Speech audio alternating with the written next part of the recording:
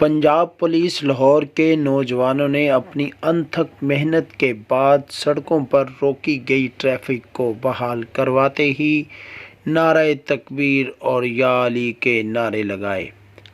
آج اگر ہم اس وردی کی عزت نہیں کریں گے تو شاید ہمارے لیے اس وردی میں ہونے والے شہداء قیامت کے دن ہمارا گریبان پکڑیں گے۔